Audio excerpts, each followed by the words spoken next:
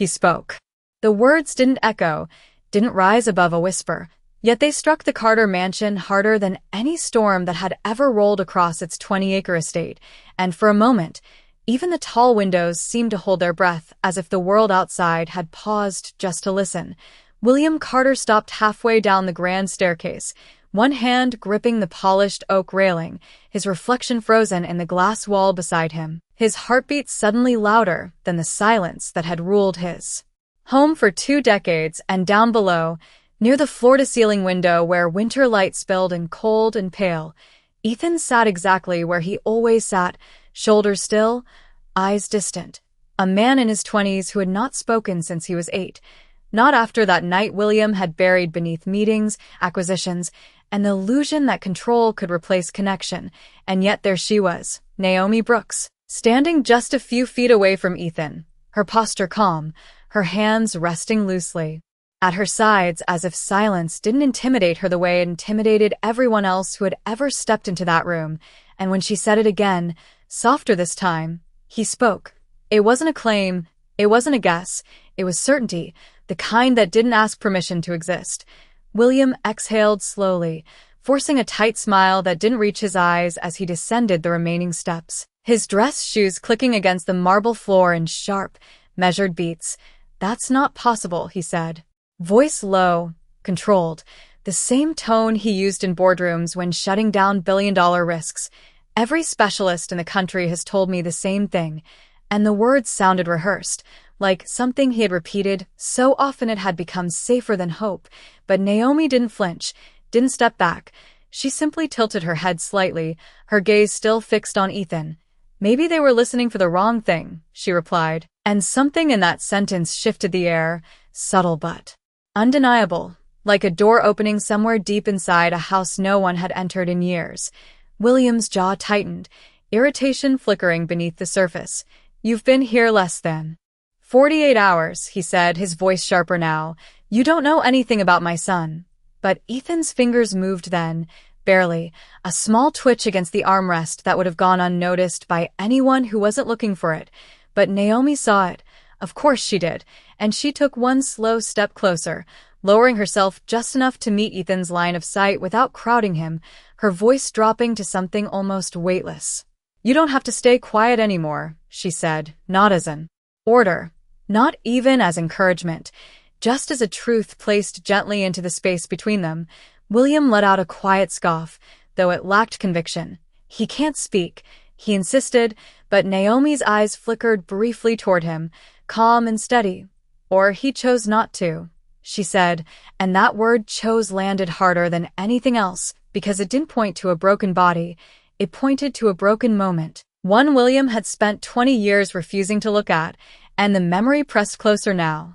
Uninvited, sharp around the edges, the way Ethan had looked at him that night, the way silence had settled not as absence but as protection, and William swallowed, the sound louder than he intended. "That's not how this works," he said, though the certainty was slipping, cracking in places he couldn't control, and Naomi turned back to Ethan fully, her voice softer than before. "He can hear you," she whispered, "but he needed to know you'd hear him too." And the room fell still. So still the ticking clock on the far wall seemed to hesitate between seconds, and then, just as William stepped forward, his breath catching, his hand lifting as if reaching for something he didn't understand, Ethan's lips parted, not wide, not sudden, just enough to break the silence that had defined him, and a sound formed, fragile and unsteady, like something waking after a long sleep, and William's world narrowed to that single moment, to the space between one heartbeat and the next, because after 20 years of silence, his son was about to speak. The sound did not come out the way William expected. It was not clear, not strong, but it was real, and that made it heavier than anything he had heard in years. His breath caught somewhere between disbelief and fear as he stood frozen just a few feet away, afraid that even the smallest movement might shatter whatever fragile moment was unfolding in front of him.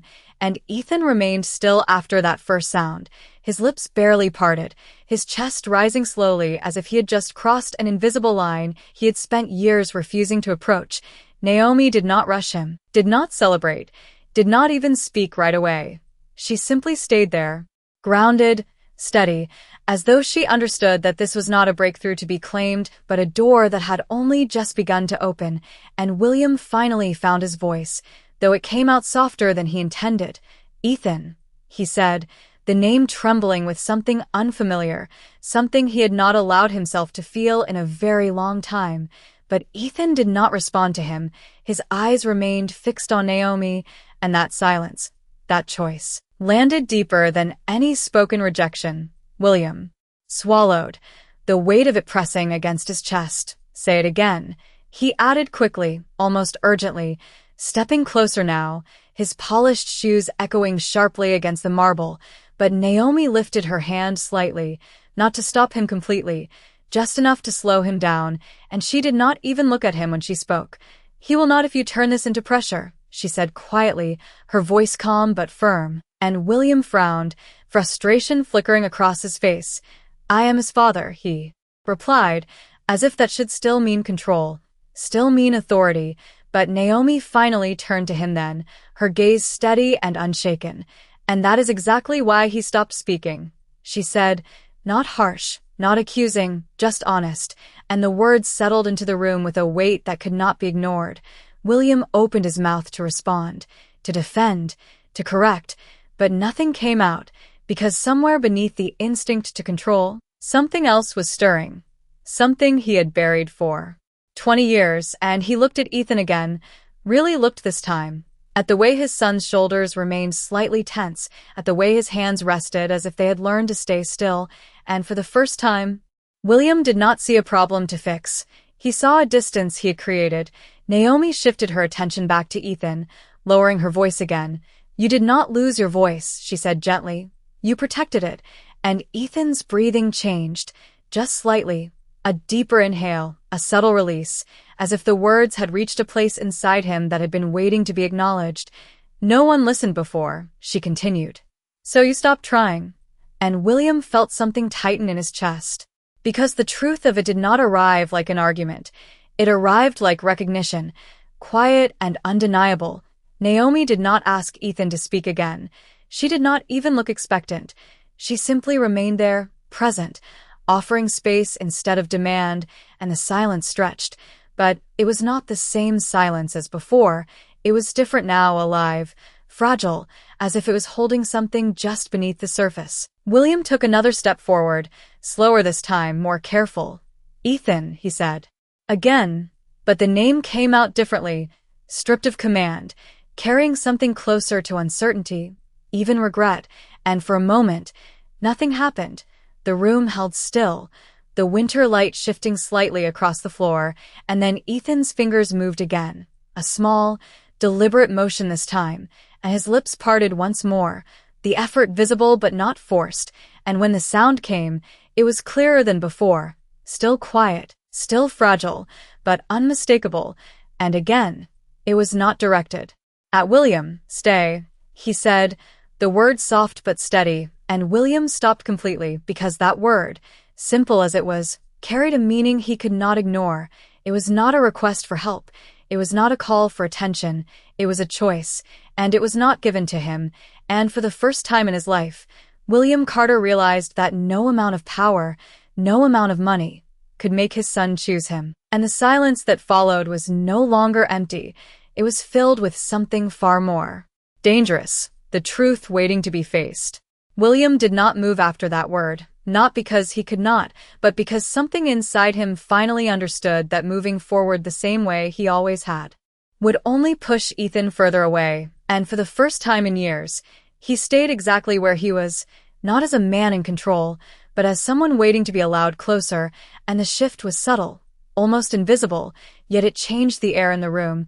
Naomi noticed it immediately, the way William's shoulders lowered just slightly, the way his next breath came slower, less forced, and she gave the smallest nod, not to him, but to the moment itself, as if acknowledging that something important had just begun.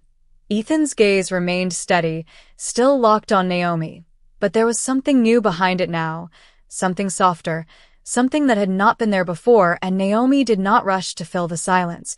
She let it stretch, let it breathe, because she knew that this kind of silence was not empty, it was active, it was working. "You chose that word," she said gently after a few seconds, her voice calm, almost conversational.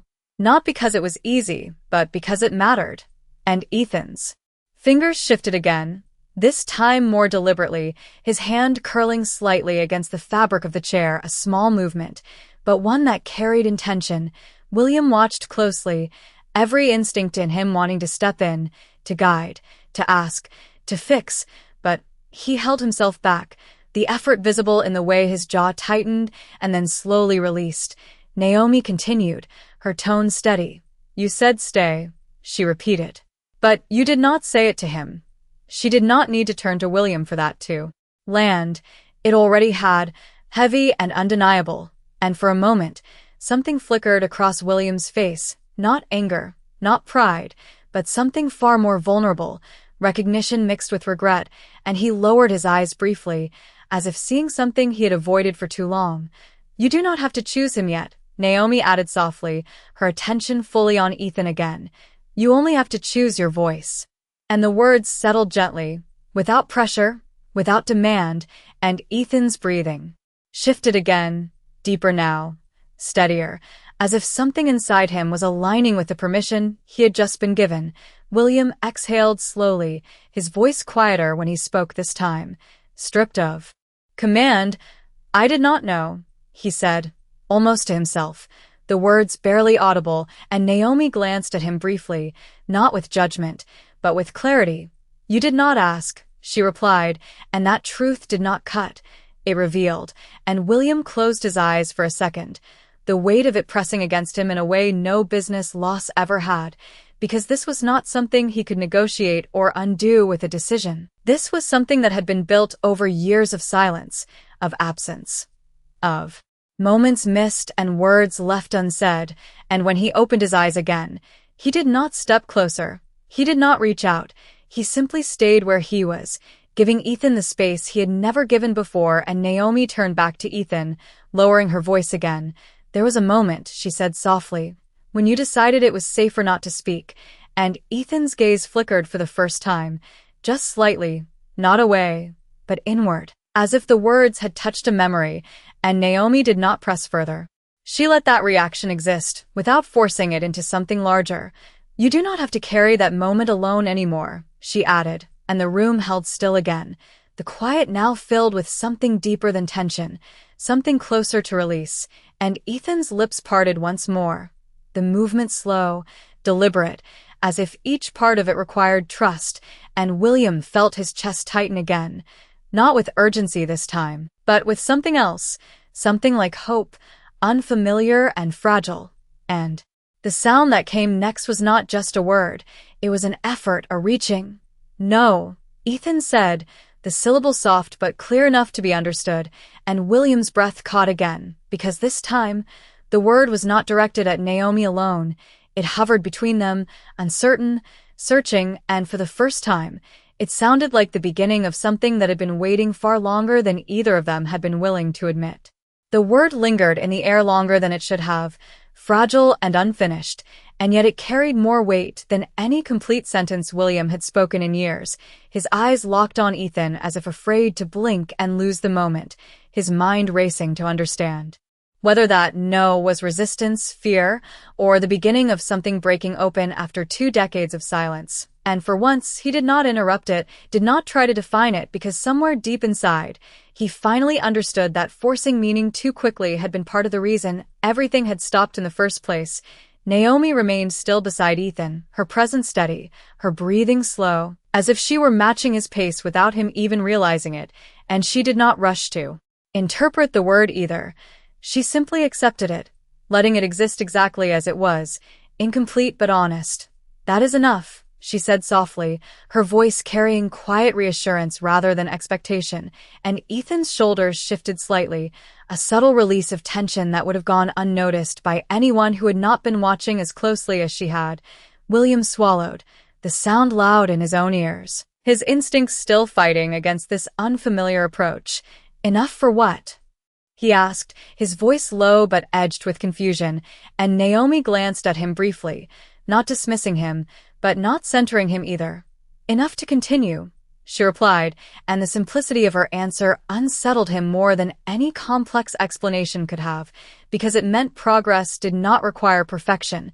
It required patience, something he had never learned to measure in anything other than results. And Ethan's fingers moved again, this time lifting slightly off the armrest before, settling back down, as if testing something, as if reminding himself that movement was allowed, that change was possible.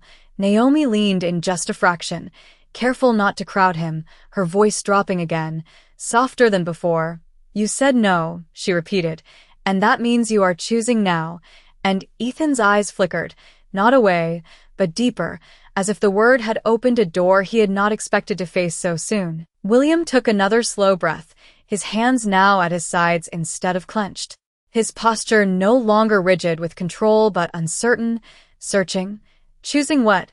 he asked quietly, the question no longer a challenge but something closer to a request, and Naomi's answer came without hesitation, whether to stay silent or to be heard, she said, and the clarity of it settled heavily between them, because it reframed everything William had believed for 20 years. This was not a condition, not a limitation. It was a decision rooted in something deeper, something emotional, something he had never taken the time to understand, and Ethan's lips parted again, the movement slower this time, more deliberate, his breathing uneven but not forced, and for a moment, it seemed as though the room itself leaned closer, waiting, listening, and William felt his chest tighten again, not with urgency, but with something far more vulnerable, anticipation mixed with fear, because he knew now that whatever came next would not just be a sound, it would be a truth, and truths had a way of changing everything. Ethan's voice emerged again, quiet, fragile, but clearer than before. "No more," he said, the words breaking slightly between syllables, but unmistakable, and William's breath caught sharply because this time, the meaning was no longer uncertain. It was a boundary, a statement, something his son had never been able to express before, and Naomi did not react with surprise. She simply nodded once, as if acknowledging something important had just been placed into the world. "No more what?" she asked gently, not pushing, just inviting, and Ethan's gaze shifted then, slowly, carefully, away from Naomi for the first time, not fully toward William, but enough that the distance between them felt smaller than it had been in years, and William stood completely still, his voice caught somewhere behind his ribs, because for the first time, he realized this moment was not about hearing his son speak. It was about whether he was ready to listen, truly listen, without control, without expectation, and the silence that followed was not empty, it was waiting, holding space for an answer that would not just change Ethan, but redefine everything between them.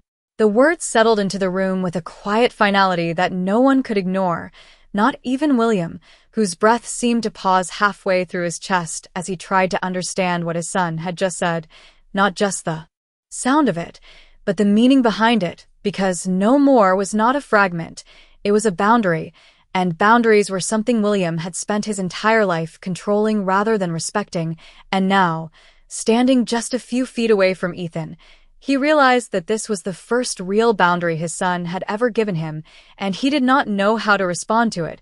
Naomi remained still, her presence calm, her expression unchanged, as if she had been waiting for this exact moment, not because she knew what Ethan would say, but because she understood that eventually, truth always finds its way through silence when it feels safe enough to surface, and she did not rush to fill the space after those words.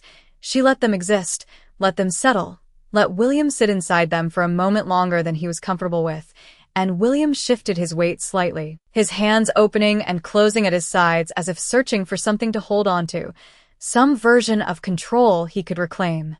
But there was none, not here, not now, and his voice, when it finally came, was quieter than it had ever been, stripped of certainty. "No more what, Ethan?" he asked, the question careful, almost fragile, as if he were afraid that even asking it the wrong way might cause the moment to collapse, and Ethan's gaze lingered somewhere between Naomi and the space in front of him, not fully meeting his father's eyes, but no longer completely avoiding him either, and that small shift alone carried more weight than any word could have. Naomi tilted her head slightly, her voice soft but clear. "You can take your time," she said to Ethan, not interrupting, not directing, simply reminding him that there was no pressure to rush, and Ethan's fingers curled slowly against the chair again, a grounding motion, his breathing uneven but steadying, and then his lips parted once more, the movement more deliberate now, less hesitant than before, and William felt his chest tighten again. But this time he did not step forward, he did not interrupt, he stayed exactly where he was, allowing the space that Naomi had created to remain intact, and Ethan spoke again, the words still soft, still careful, but clearer, more intentional.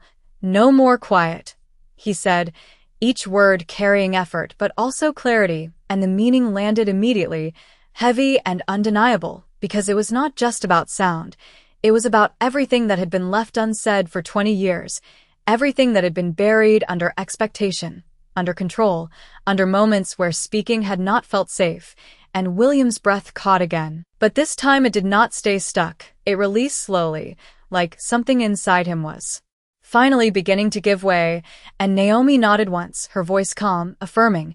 "Then you do not have to be quiet anymore," she said, and Ethan's shoulders shifted again, a subtle release, as if hearing that permission spoken out loud made it real in a way it had never been before, and William took a small step forward, then stopped himself, catching the instinct before it could take over, his voice softer now, uncertain but honest.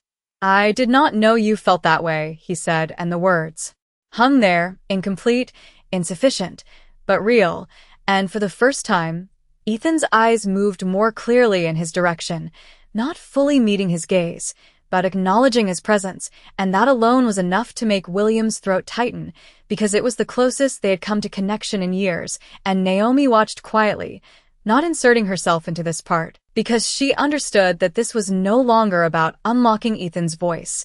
It was about what would happen now that it had begun to return, and the silence that followed was not empty.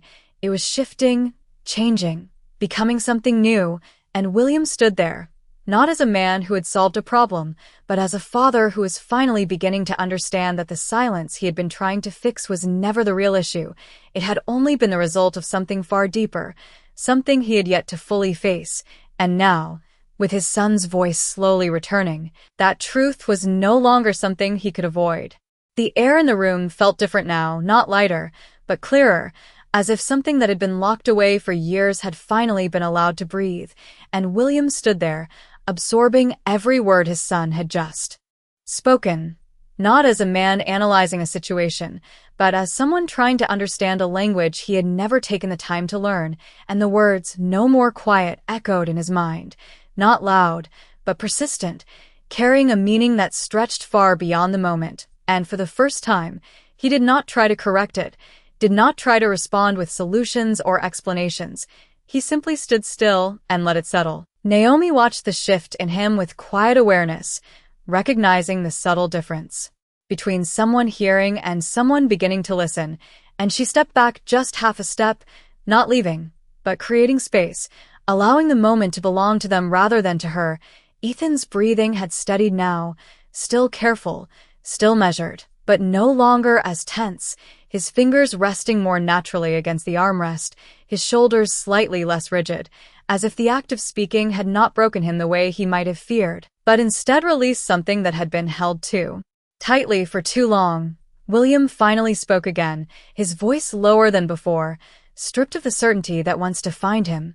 I thought I was helping you," he said, the words coming slowly, unevenly, as if they were unfamiliar to him, and Ethan's gaze shifted again, this time a little closer, not fully meeting his father's eyes, but no longer avoiding them either, and that small change carried more weight than any direct response could have. Naomi remained silent, her presence steady but unobtrusive, understanding that this was no longer her moment to guide, but theirs to face. William took another breath, deeper this time, as if preparing himself for something he could not control.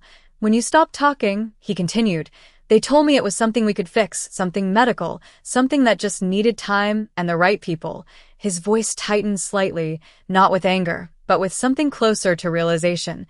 So I gave you everything I could think of, every specialist, every treatment, every option. And he paused. The silence that followed, not empty, but heavy with everything he had left unsaid for years. But I never asked you why, he admitted, the words landing softer, but deeper than anything he had said before, and Ethan's fingers moved again, not tense this time, but thoughtful, his hand lifting slightly before resting again, as if processing the sound of his father's voice in a new way. Naomi watched closely, not interrupting, recognizing that this was the beginning of something fragile, something that could not be rushed or forced. William lowered his gaze briefly, his shoulders no longer carrying the rigid posture of control, but something more human, more uncertain. I did not see it, he said quietly, almost to himself. I did not see that you were not broken, and the truth of that statement lingered, not as an accusation, but as a realization that had come too late, yet still in time to matter. Ethan's lips parted slightly again, the movement slower now, less strained, as if each word was becoming easier, not because it required less effort, but because it carried less fear, and William noticed his attention fixed, not with urgency, but with patience he was only just beginning to understand. And when Ethan spoke again, the words came softly, but clearly enough to be heard. You did not listen, he said, the sentence incomplete, but unmistakable, and William's breath caught again. But this time he did not react, did not defend. He simply nodded, slowly, accepting the truth without trying to reshape it, because for the first time, he understood that this moment was not about proving anything. It was about acknowledging what had been missing, and the silence that followed was no longer something to be filled. It was something to be respected, something that held space for what was still to come. And Naomi, standing just a little further back now, watched as the distance between father and son began to change, not dramatically, not instantly, but undeniably, because the first real conversation between them had finally begun, not with perfect words, but with honest ones. The words did not echo loudly, but they settled into William with a weight that refused to move. You did not listen.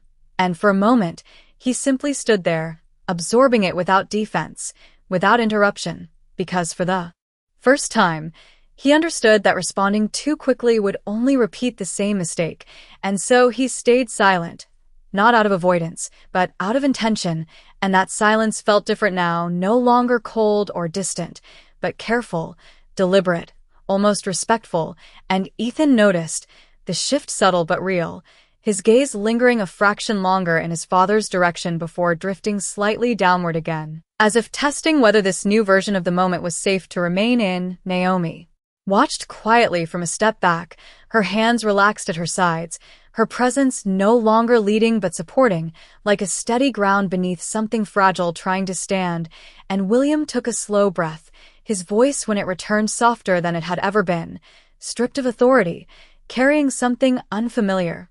You are right, he said, each word deliberate, as if he were learning how to say them for the first time. I did not listen, and the admission did not come with explanation, did not come with justification. It simply existed as truth, and that alone changed the space between them more than any argument ever could. Ethan's fingers shifted again, but this time the movement was not tense, it was thoughtful, as if the words had reached him in a way he had not expected, and his shoulders lowered just slightly, the smallest sign that something inside him was beginning to ease. William continued, not rushing, not filling the space with unnecessary words. I thought I understood what you needed, he said quietly, but I never asked you what you were trying to say, and the honesty in that sentence carried more weight than any promise he could have made, because it acknowledged not just a mistake, but a pattern. And Ethan's lips parted again, the movement still careful, still deliberate, but less strained than before, as if each word now carried less resistance. And when he spoke, the sound came steadier, though still soft. You talked for me, he said, the phrase simple, but heavy with meaning, and William felt his chest tighten again, not with shock this time, but with recognition, because he knew it was true. He had filled every silence with decisions, with instructions, with solutions, never leaving space for Ethan to find his own voice. Naomi's gaze softened slightly as she watched the exchange, but she did not step in, did not guide, because this moment belonged entirely to them now, and William nodded slowly, his eyes no longer avoiding his son's presence, even if they had not fully met yet. "I did," he admitted, his voice steady despite the weight behind it, "and I should not have." And the simplicity of the apology, free of excuses, created a quiet shift in the room, one that could not be measured, only felt. Ethan's breathing deepened slightly, his chest rising and falling with more ease than before, and his eyes lifted just enough to meet his father's for a brief second, a moment so small it could have been missed, but William saw it, and he did not move, did not react, he simply stayed present, allowing that connection to exist without pressure, without expectation. And Naomi took another small step back, giving them even more space, her role now nearly invisible, yet still essential, because she had created the conditions for this moment to happen. And Ethan's voice came again, quieter this time, but more certain. "I waited," he said, the words simple, but filled with years of silence behind them, and William's breath caught once more, not from surprise, but from the realization of what that meant. The waiting, the silence, the distance. All of it had not been absence, it had been patience, a hope that one day he would be heard, and William closed his eyes briefly, not to escape, but to hold that understanding for just a second longer, before opening them again, ready to listen in a way he never had before. The word "waited" did not fade when Ethan said it. It stayed, pressing into the quiet like something that had been held too long to disappear quickly, and William felt it settle deep in his chest, heavier than anything his son had said so far, because waiting meant hope had been there once, and hope meant there had been something to lose, and for a moment, William could not speak, not because he did not have words, but because none of them felt right, none of them felt enough, and so he did something he had never done before. He allowed the silence to remain without trying to fix it, without trying to replace it with something better, and that alone shifted the space between them in a way no explanation ever could. Ethan's eyes stayed on him a second longer this time, not fully steady, but no longer avoiding, as if testing whether this version of his father would stay or disappear the moment things became uncomfortable. Naomi stood further back now, almost near the edge of the room, her presence quiet, her posture relaxed, watching without interfering, because she understood that this moment did not need guidance anymore.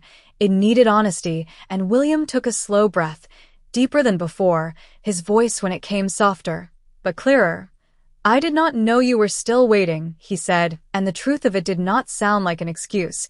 It sounded like a realization, one that had come too late, but still carried weight. Ethan's fingers moved again, a small motion, but not tense, more like a release, and his shoulders lowered slightly, as if hearing that acknowledgement mattered more than he had expected, and for the first time, he looked directly at his father, not for long, not fully steady, but enough that the connection between them felt real, even if fragile, and William did not look away. He did not fill the moment with more words, he simply held that eye contact for as long as Ethan allowed it, and Naomi's gaze softened as she watched, recognizing the shift not just in sound, but in presence, because this was no longer about making Ethan speak, it was about making it safe for him to be heard. Ethan's lips parted again, slower now, the hesitation still there but no longer as strong, and when he spoke, the words came with more clarity, more intention. "I thought you would come back," he said, each part of the sentence carrying effort, but also meaning, and William's breath caught again, because that sentence reached deeper than anything before it, not just into the present, but into the past he had avoided, the nights he had worked late, the mornings he had left early, the moments he had told himself he was providing, when in reality, he had been absent, and he closed his eyes for a brief second, not to escape, but to feel the weight of that truth fully before responding, and when he opened them again, there was no defense left, only honesty. "I should have," he said quietly, the words simple, but grounded, and Ethan's gaze flickered, not away, but inward, as if processing something he had held onto for years. Naomi remained silent, her presence steady, because she knew that the most important words were not hers to say anymore, and William took Another slow step forward, then stopped, respecting the distance, not closing it without permission, his voice softer still.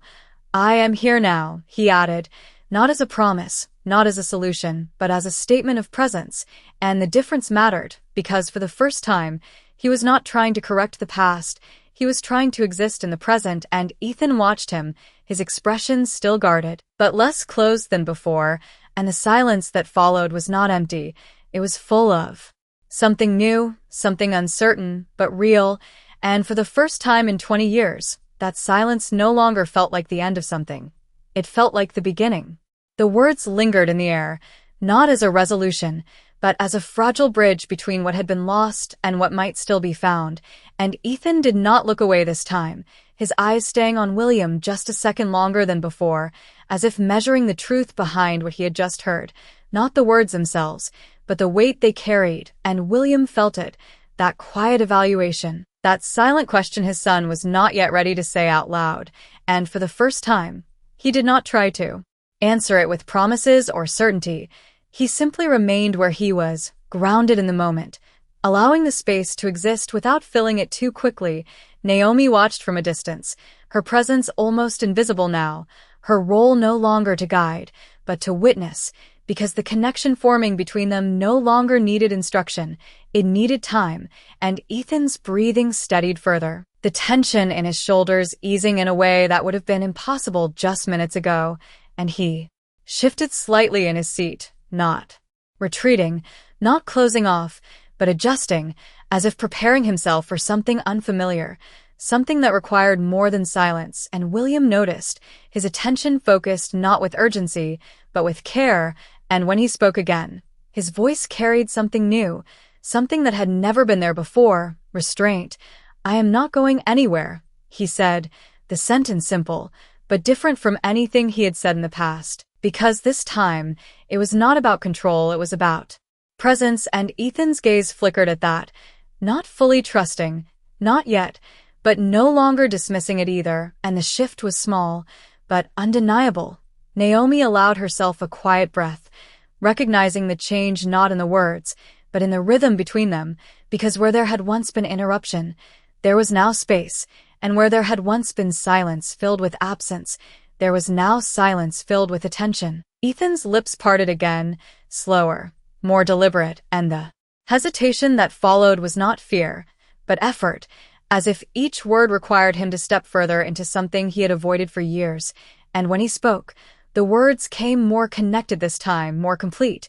"You said you would stay before," he said, the sentence forming carefully, but clearly enough to carry its meaning, and William felt the weight of it immediately, because this was not just a statement, it was a memory, one that had been held onto quietly, one that had not faded the way he had assumed it would, and he closed his eyes briefly, not to escape, but to acknowledge the truth in what his son had said, because he had said those words before, in passing, in moments that had not carried the same weight for him as they had for Ethan, and when he opened his eyes again, there was no defense left, no explanation waiting to soften the reality. "I know," he said quietly, the admission simple but heavy, "and I did not," and the honesty of it settled between them without resistance, because it did not try to change the past, it simply recognized it, and Ethan watched him, his expression still guarded, but less distant than before, and the silence that followed was not empty.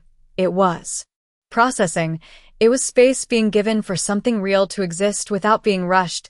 Naomi remained still, her eyes soft, because she understood that this moment was not about perfection, it was about truth, and truth, even when incomplete, was enough to begin again. Ethan's fingers moved once more, not tense, not uncertain, but thoughtful, as if deciding something, and his voice came again, quiet, but steadier than before. "Then stay now," he said, the words simple, but filled with meaning, not as a demand, but as a condition, and William felt his chest tighten again, not from fear, but from the realization that this was not a moment he could control, it was one he had to choose, fully and without hesitation, and for the first time in his life, that choice felt more important than anything else he had ever done. The words did not rush the moment, they anchored it. "Then stay now," and William felt them settle deeper than anything else that had been said, not as a request he could negotiate, not as a promise he could delay, but as a condition that existed only in the present. And for a brief second, everything in him that had been built on control, on timing, on calculated decisions hesitated, because this was different. This required something he had never practiced, something that could not be measured or delegated, and he took a slow breath, not to prepare an answer, but to let go of the instinct to respond the way he always had. And when he spoke, his voice was steady, quieter than before, but grounded. "I will," he said, not elaborating, not adding anything to make it sound stronger, because for the first time, he understood that the simplest words carried the most weight when they were real. And Ethan's gaze held on him a moment longer, not fully trusting, not yet, but no longer turning away either. And that pause, that hesitation, felt like a space where something new could exist, if it was not rushed. Naomi remained near the edge of the room, her presence calm, her eyes soft as she watched the exchange unfold without interference, because she knew that what mattered now was not the breakthrough of speech, but the consistency of what followed. The way each moment would either build or break what had just begun, and William took one careful step forward, slower than any step he had taken before, stopping again at a distance that respected the space Ethan still needed, his posture no longer rigid, his hands relaxed at his sides, and he did not reach out, did not close the gap. He simply stayed, exactly as he had said he would, and Ethan noticed. The difference subtle but clear, because this time, his father did not move closer than he was invited, did not interrupt the quiet with urgency, and that alone shifted something inside him. Naomi allowed a small breath to release, recognizing the change not in the words, but in the behavior, because consistency, even in the smallest actions, was what built trust, and Ethan's lips parted again, the movement more natural now, less forced, as if the effort to speak was slowly being replaced by the willingness to try. And when he spoke, the words came more connected than before, still soft, but clearer. "You always believe," he said, the sentence forming with pauses, but carrying a truth that had not changed for years, and William felt it immediately, not as an accusation, but as a reflection of reality, one he could not deny. And for a moment, he closed his eyes, not to escape, but to hold that truth without pushing it away. And when he opened them again, his voice did not rise, did not defend. It remained steady. "I did," he admitted, the words simple, but grounded in acceptance. "And I should not have." And Ethan's gaze flickered, a small shift, as if testing whether this pattern would repeat, whether the acknowledgement would be followed by absence again. And William remained where he was, not stepping back, not turning away, his presence unchanged, and that stillness spoke louder than anything else he could have said. Naomi watched quietly, her role now almost invisible, because the space she had created was being sustained without her, and that was the true sign of change. And Ethan's fingers moved again, slower now, not tense, but thoughtful, his hand lifting slightly before settling again, and his voice came once more, steadier than before. "Then do not," he said, the words simple, but filled with meaning, not a demand, but a boundary. And William felt something shift inside him, not a reaction, not a defense, but a decision, one that did not rely on conditions or convenience, and he nodded slowly, his voice quiet but certain. "I will not," he said, and this time, the words did not feel like a promise made in passing. They felt like something that would be tested, something that would have to be proven not through speech, but through presence. And the silence that followed was not empty, it was steady, grounded, holding space for what would come next, because for the first time, staying was no longer just a word, it was an action that had already begun. The words settled into something more than sound. They became a quiet agreement that hung between them, steady and fragile at the same time, and for a long moment, no one moved, not because they were unsure, but because they understood that this silence was no longer something to escape, it was something to protect. William remained exactly where he was, not stepping closer, not retreating, his presence consistent in a way it had never been before, and Ethan noticed, the difference subtle but unmistakable, because this time there was no urgency in his father's posture, no tension that suggested he might disappear the moment things became difficult, only stillness, intentional and grounded, and that stillness began to change something deeper than words ever could. Naomi stood near the doorway now, her role almost complete, her eyes soft as she observed the quiet transformation unfolding in front of her, because she knew that what came next would not be about unlocking anything, it would be about sustaining what had already begun, and Ethan's breathing had settled into a steady rhythm, no longer shallow, no longer guarded, and he shifted slightly in his seat, leaning forward just a fraction, as if the distance between them was no longer something he needed to maintain as strictly as before, and William saw it, felt it, but did not react too quickly, did not move to close the space without invitation, because for the first time, he understood that trust was not built by action alone, but by restraint, by knowing when not to act, and when Ethan spoke again, his voice carried more continuity than before, still soft, still measured, but less fragmented. "You stayed," he said, the words simple, but filled with quiet recognition, and William felt something shift in his chest, not dramatic, not overwhelming, but real. Because this was the first time his presence had been acknowledged, not as expectation, but as reality, and he nodded slowly, his voice calm. "I am still here," he replied, not adding more, not trying to strengthen it with explanation, because he understood now that repetition, not intensity, was what would make it real, and Ethan's gaze held a moment longer, more steady this time, less uncertain, and there was something new behind it, not fully trust, not yet, but the beginning of it, and Naomi allowed herself a quiet exhale, recognizing the shift not just in the words, but in the energy between them, because where there had once been distance, there was now connection, however small, however fragile, and Ethan's fingers moved again, resting more naturally against his knee now, no longer curled in tension, and he leaned forward just slightly more, his posture no longer defensive, and when he spoke again, the sentence came with more clarity, more intention. "I did not think you would," he said, the pause still there, but the meaning unmistakable, and William felt the weight of that truth settle into him, not as something to argue, but as something to accept, because he had given every reason for that belief to exist, and he lowered his gaze briefly, not out of avoidance, but out of acknowledgement. "I understand why," he said quietly, the words grounded, free of defense, and Ethan watched him, his expression still cautious, but softer now, less closed, and the silence that followed was no longer heavy.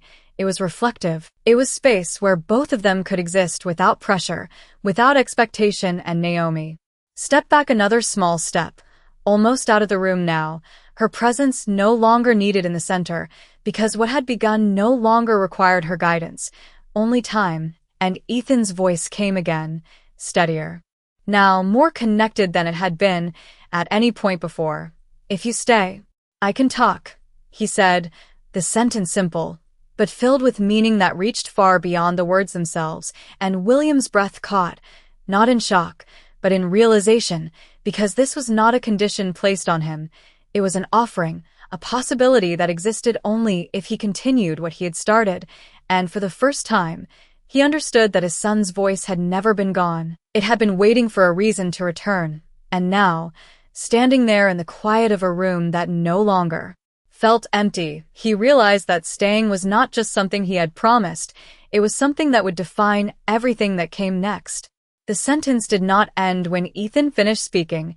It lingered in the space between them, carrying a weight that neither of them could ignore. "If you stay, I can talk," and William felt it settle deep within him, not as a condition to negotiate, but as a truth that revealed everything he had failed to see for years, and for a moment, he did not speak, because he understood now that this was not a moment for words, it was a moment for proof, and proof would not come from what he said, it would come from what he did next, and so he remained exactly where he was, grounded, present, his posture steady, his breathing even, showing without saying that he was not leaving, not this time, and Ethan watched him carefully, not with the distant gaze he had carried for years, but with something more focused, more aware, as if he were measuring not just the moment, but the consistency behind it, and the silence that followed was not uncomfortable. It was intentional. It was a space where trust could begin to take shape without being rushed. Naomi stood near the doorway now, her presence quiet, her role nearly complete, and she allowed herself a small, almost imperceptible nod, because she understood that what mattered now was not her guidance, but their ability to remain in this moment without losing it. And Ethan shifted again, leaning forward slightly more than before, his posture no longer guarded, his shoulders no longer rigid, and his hands rested naturally against his knees, no longer curled in tension. And when he spoke again, the words came with more connection, more continuity. "I wanted to tell you," he said, the sentence forming slowly, but with intention, and William felt his chest tighten, not from fear, but from the realization that this was something his son had been holding on to for a long time, something that had never been given the space to exist until now. And he did not interrupt, did not try to guide the sentence. He simply listened, fully, completely, in a way he never had before. And Ethan continued, his voice still soft, but steadier. "But you were always busy," and the words did not accuse, they revealed. They carried the quiet truth of years spent waiting for a moment that never came, and William closed his eyes briefly, not to escape, but to feel the weight of that truth without turning away from it. And when he opened them again, his voice remained calm, grounded. "I know," he said quietly, the words simple, but filled with acknowledgement rather than defense. "And I should have been here." And Ethan's gaze held on him longer this time, more steady, less uncertain, as if the honesty mattered more than anything else that could have been said. And Naomi stepped just outside the doorway now, no longer part of the center of the room, but still close enough to observe, her presence a quiet reassurance that the space she had helped create would hold. And Ethan's lips parted again, the hesitation now less about fear, and more about effort, as if each word required strength, but no longer resistance. And when he spoke, the sentence came clearer, more complete. "I thought if I stayed quiet you would notice," he said, and the meaning of it landed deeply, because it revealed that the silence had not been absence, it had been a signal, one that had gone unseen, unheard, for far too long. And William felt something shift inside him. Not a reaction, not a defense, but a realization that could not be undone. Because this was not about what had happened, it was about what had been missed. And he took a slow breath, his voice steady, but softer than before. "I am noticing now," he said, not as a solution, not as a correction, but as a commitment to the present. And Ethan watched him, his expression no longer closed, no longer distant, but still careful, still learning what it meant to be heard. And the silence that followed was not empty, it was full, filled with the beginning of something that had not existed between them for years, something that could not be rushed, something that would need to be built one moment at a time. And for the first time, both of them remained in that silence together, not as something to escape, but as something to share. The silence did not feel uncertain anymore, it felt shared, and that difference, though quiet, carried a weight neither of them could ignore. Ethan remained leaning slightly forward, his posture no longer guarded, his hands resting naturally, as if the tension he had carried for years was finally loosening its grip. And William stood across from him, still, present, no longer trying to control the moment, no longer searching for the right words to fix what had already happened, because he understood now that this was not something that could be repaired all at once. It was something that had to be lived, moment by moment, choice by choice. And Ethan's gaze stayed on him longer than ever before, steady now, not perfect, not without hesitation, but real, and that alone felt like something that could not have existed before this moment. Naomi stood just outside the doorway, her figure partially framed by the soft light of the hallway, her presence no longer needed inside, but not fully gone either, as if she understood that her role was ending. But the story she had helped begin was still unfolding. And Ethan's lips parted again, the movement now more natural, less forced. And when he spoke, the words came clearer than they had at any point before, still soft, but connected. "I did not want to disappear," he said, the sentence simple, but filled with meaning that stretched far beyond the moment. And William felt it settle into him deeply, because for the first time, he understood that the silence had never been about absence, it had been about survival, about holding on to something when everything else felt out of reach. And he took a slow breath, his voice when it came quieter than ever, but steady, grounded. "You did not," he said, the words not meant to correct, but to acknowledge, to affirm what had always been there, even when he had failed to see it. And Ethan's gaze softened slightly, not fully open, not yet trusting, without caution, but no longer distant, no longer closed, and the space between them, though still present, felt different now. Not like a barrier, but like something that could be crossed, slowly, carefully, over time. And William took a small step forward, then paused, allowing Ethan the chance to respond, not assuming, not taking. And Ethan did not pull back, did not retreat. He remained where he was, his posture steady, his presence grounded, and that alone felt like permission, quiet but real. And William stopped there, respecting it, not moving further, but not stepping away either. And the stillness that followed was no longer fragile. It was stable, something that could hold them both without breaking. And Ethan spoke again, his voice carrying more strength now, more continuity. "I was still here," he said, the words simple, but filled with years of meaning. And William nodded slowly, his eyes no longer avoiding, no longer distant. "I see you now," he replied, the sentence not offered as a solution, but as a truth that had finally been realized. And Ethan held his gaze, longer this time, steady, present, and for a moment, neither of them spoke, because they did not need to. The silence between them no longer demanded to be filled. It simply existed, shared, understood. And Naomi turned slightly in the doorway, her hand resting lightly against the frame as she took one final look at the room, at the space she had helped transform.